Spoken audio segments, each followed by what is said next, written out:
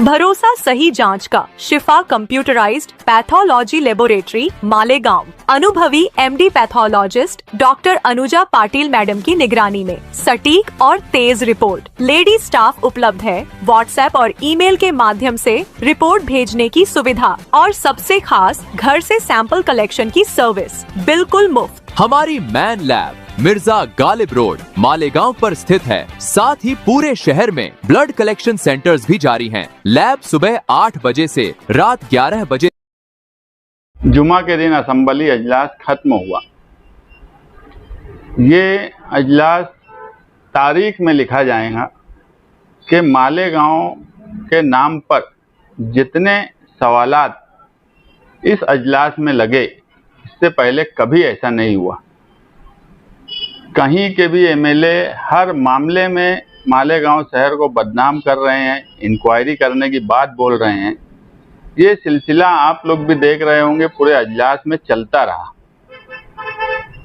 शहरियान पहले से ही जन्म दाखिले को लेकर एक एसआईटी बैठी हुई है, उससे परेशान है।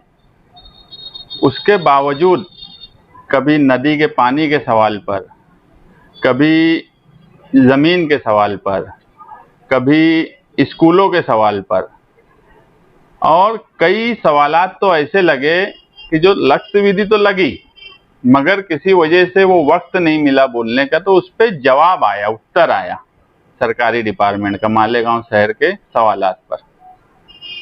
मौजूदा एमएलए जिन्होंने असेंबली अजलास में किसी भी मालेगांव के खिलाफ बोलने वाले को कोई जवाब या उस मामले में कोई सफाई नहीं दी, बेयार और मददगार मालेगांव शहर असेंबली में रहा। किसी तरीके की कोई मदद करने वहां नहीं आया। एसआईटी के मामले में एक लफ्ज मौजूदा एमएलए ने नहीं बोला। ये लोग महीनों से जेल में बंद है, उनके ताल्लुक से एक बात नहीं बोली गई। एसआईटी को 6 महीना हो गया, एक रिपोर्ट मांगने के लिए अजलास में बैठा नहीं गया। वहां बैठ जाते कि 6 महीना हो गया, हमको रिपोर्ट दो कि कितने बांग्लादेशी मिले, कितने रोहिंग्या मिले, ये तक नहीं बोला गया। उल्टा फिरका परस्त मालेगांव शहर को जिस तरह निशाना बना रहे हैं, उन्हीं के इशारे पर उर्दू स्कूलों के खिलाफ में इन्होंने 6 मिनट बोला। उसके अलावा इन्होंने किसी सवाल पे नहीं बोला। और मंत्री के नाक के नीचे रहने वाली मालेगांव शहर की उर्दू स्कूलों के लिए एसआईटी बैठाई जाए, इस तरह की डिमांड असेंबली में की गई, जो पूरे शहर ने सुना। और अहमदनगर के संग्राम जगताप साहब ने जब पीछे असेंबली में आवाज उठाई और जिस तरह वो स्कूल उर्दू स्कूलों के या जो अंजुमन संस्था है उसके नाम ले रहे थे। आमतौर पे उर्दू बोलने वाले भी संस्थाओं के नाम लेने में बड़ी मुश्किल होती है, मगर वो नाम ले रहे थे। एजेंट का नाम भी उन्होंने असेंबली अजलास में लिया। संग्राम जगताप जो है ये अहमदनगर के, अहमदनगर मौजूदा एमएलए की ससुराल है, इनका वहाँ आना जाना है। जिस तरीके से वो सवाल बोले और जिस तरीके से हमारी मालूमात में उनके पास पेपर्स थे और दिए गए थे, तो ये रिश्ता जो है अहमदनगर वाला इनका, तो हमको लगता है कि सारे पेपर्स इनकी तरफ से अहमदनगर जाकर दिए गए। अब इनका साला बहनोई का रिश्ता है या क्या रिश्ता है ये वही समझे, मगर जो बात ये बोले वही बात लफ्ज ब लफ्ज नाम ले लेकर बोलना, जो ये नहीं कर सकते थे, इन्होंने एक बात लगा दी और उसके बाद इनके ऊपर छोड़ दिए। इस तरह से बदला लेने की सियासत मौजूदा एमएलए जो इस शहर में कर रहे हैं उर्दू स्कूलों के साथ, जो लोग परेशान हैं उनकी मदद नहीं करना भी मैं मानता हूं कि बदला लेना ही है। किसी की मदद नहीं किए, किसी बंद घर वाले के घर पर नहीं गए, तो सिर्फ एक तरफ बदला लेना, किसी के खिलाफ कुछ करना, ये एक बदला लेना होता है। दूसरा, तुमको जिम्मेदारी दी गई शहर की तरफ से और उनकी मदद नहीं करना भी कहीं ना कहीं खामोशी से बदला लेना है। और ये स्कूलों को टारगेट करके एक बिरादरी से बदला ले रहे हैं कि 162 वोट से क्यों मुझे जिताया गया, वो भी इतना रोना धोना करने के बाद। तो मेरी उनसे गुजारिश है कि अगर आप कुछ नहीं कर सकते तो इस तरह की सियासत मत करिए जिससे मालेगांव शहर बदनाम हो, यहाँ के लोग पहले से परेशान है और परेशान हो। हम अभी पीछे देखें कि शिशिर हीरे की जबान बदली हुई, और बदली होने की वजह थी माइनॉरिटी डिफेंस कमेटी का धरना।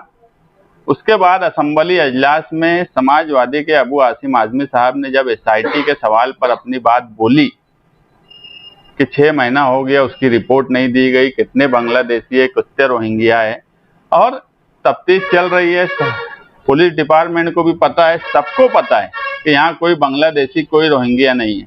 शिशिर हीरे ने भी गलत बात बोला कि जो एसआईटी बनाई गई वो बांग्लादेशियों के लिए नहीं बनाई गई थी, वो सिर्फ कागज पत्थर के लिए बनाई गई थी।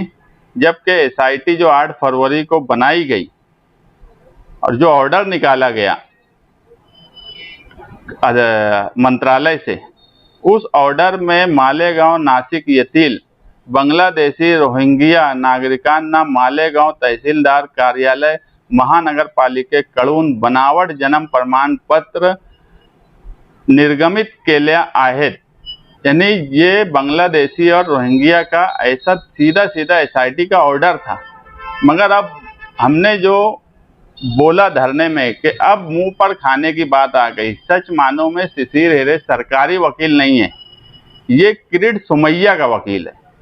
और अव्वल दिन से माइनॉरिटी डिफेंस कमेटी बोल रही है कि जिस दिन एसआईटी की रिपोर्ट आएंगी, किरीट सोमैया का वो हाल होगा कि बहुत लोगों ने देखा, वो भी समझेगा कि मालेगांव क्या है। अब जो है वो किरीट सोमैया को बचाने की कोशिश कर रहे हैं कि अब जूता चप्पल सरकार की तरफ से उनको ना पड़े। मालेगांव वाले ने तो दे दिए धरने के दिन, मगर अब सरकार की तरफ से ना पड़े, इसलिए ये सब छचन जो वकील है वो कर रहे हैं। हमारा सिर्फ ये प्रेस लेने का मकसद ये है कि माइनॉरिटी डिफेंस कमेटी अव्वल दिन से केस लड़ रही है। ये हफ्ता पीर के दिन फाइनल आर्ग्यूमेंट होने वाला है एडवोकेट अब्दुल अजीम खान का, और आने वाले जुम्मा तक ऐसा लगता है कि सभी लोगों का फैसला हो जाने वाला है।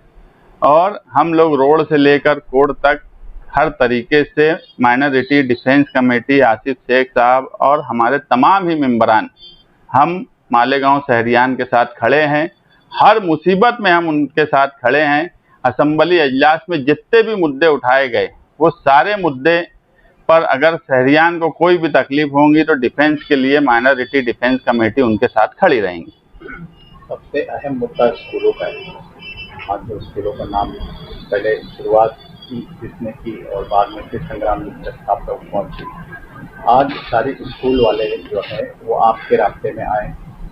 पिछली बार भी समाजवादी की तरफ से कहा गया था कि हम उनकी एक मीटिंग लेंगे, उनको साथ में लेंगे और उनको कोई परेशानी होगी तो हम उनका साथ देंगे। तो क्या ऐसा कोई आपका इरादा है? देखिए, हम उस वक्त भी बोले थे, अभी भी बोल रहे हैं कि संस्था वाले जब भी चाहेंगे हम उनकी मदद करेंगे। हमें उर्दू स्कूलों को बचाना है, क्योंकि हमने देख लिया है कि जन्म दाखिले के मामले में बांग्लादेश और रोहिंग्या से शुरू करके मामूली गलतियों को सरकार बड़ा बना देती, और हमको डर यही है कि स्कूलों के मामले में भी ऐसा ही ना हो। हम जितनी भी संस्थाएं हैं अगर एक साथ आएंगी, बात करेंगी, तो हम हर तरीके से उनके साथ खड़े रहेंगे।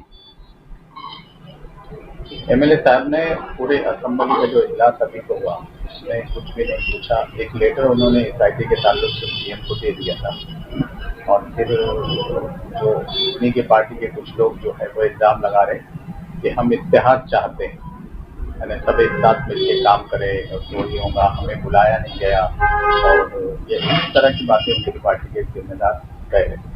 नहीं, देखो, हम सिर्फ किसी और के बारे में कुछ नहीं, मौजूदा एमपी और मौजूदा एमएलए जब एसआईटी बनने लगी, सारे मामला किरीट सोमैया का दौरा शुरू हुआ, तो हमारी ये समझ थी कि जो मेंबर ऑफ पार्लियामेंट और जो एमएलए हैं ये कहीं ना कहीं कुछ कोशिश करेंगे, मगर इन्होंने इनकी जिम्मेदारी होने के बावजूद कोई कोशिश नहीं की।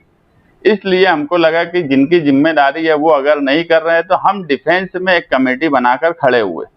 और जब सियासत से हटकर जब शहर पर आफत आई हो और किसी को काम करने में दिलचस्पी है, अब कोई अगर सिर्फ इलेक्शन के लिए दिलचस्पी बताए तो ये अलग बात है। किसी की दिलचस्पी अगर रही होती और वो आता ये हमसे कांटेक्ट करने की कोशिश करता, क्योंकि ये तो नहीं हो सकता कि मौजूदा एमएलए है उनकी पार्टी के दूसरे लोगों से अगर हम कांटेक्ट करें तो उसका भी मैसेज गलत जाएगा। लेकिन अगर वो खुद हमसे कांटेक्ट करते तो हमारा हाल में इस्तकबाल करते। जमीयत उलमा की कल मीटिंग हुई, उस मीटिंग के अंदर ये कहा गया है कि ये अपना जन्म दाखिला मामले के अंदर अब वो हाईकोर्ट जाएंगे, इसको हम कैसे? देखो, असेंबली अजलास में कुछ नहीं बोलना, 6 महीने से कुछ नहीं करना, लोग थू थू कर रहे हैं, शहर भर में उनके खिलाफ माहौल बन चुका है। तो ऐसे वक्त में सियासी मालेगांव की जमीयत उलमा, बोले तो सियासी जमीयत उलमा, वो एक क्लब की तरह उसका इस्तेमाल करते। फरवरी महीने में रमजान, उस वक्त भी 4 महीना पहले जमीयत ने ऐसे ही मीटिंग बुला के आप लोग के ही यूट्यूब चैनल पे बोला था कि हाईकोर्ट जा रहे हैं, गए। अब इनको लग रहा है कि अब कोई रास्ता नहीं है तो जमीयत का इस्तेमाल करते हैं।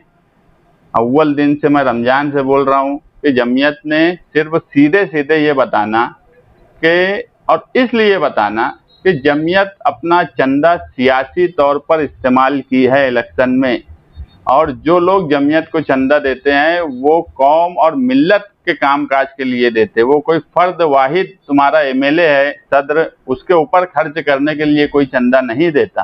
तुम चंदे का हिसाब दो। उस वक्त भी ईद के वक्त आप लोगों के ही चैनल पे बोला गया कि जमीयत हिसाब देने वाली है, आज तक दी? जमीयत हिसाब आज तक नहीं दी।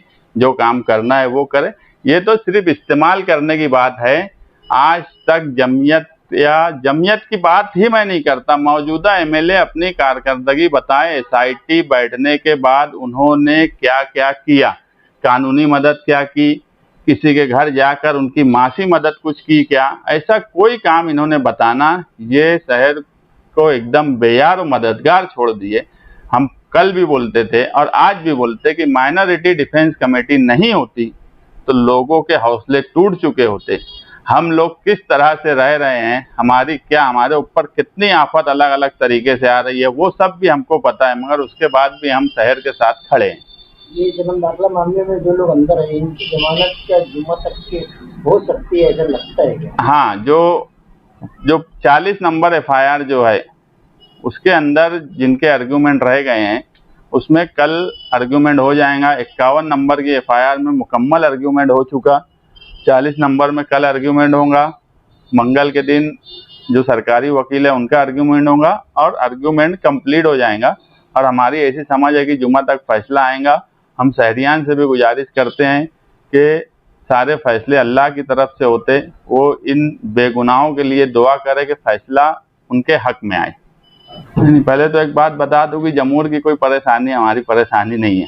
परेशानी दूसरी कई है, जो कहीं ना कहीं फिरका परस्त मिलकर मौजूदा एमएलए साजिश कर रहे हैं, कैसे इनको फंसाया जाए, कैसे इनको जेल भेजा जाए, ये सब चल रहे हैं। जमूर का जो मामला है वो कोई फैसला हुआ नहीं है, एक हेडमास्टर का फैसला हुआ है। हेडमास्टर बनी है, बस उतना ही है। जो लोग कल वहाँ गए वो सब झूठ बात बोलते, और जो डॉक्यूमेंट दिए गए वो डॉक्यूमेंट में वो खुद फंस चुके हैं। और हमको क्या करना है वो हम लोग कर लेंगे। जमूर का कभी टेंशन नहीं लेते, वो हमारा अलग ही मामला है और उसको कोई कुछ कर उड़ भी नहीं सकता।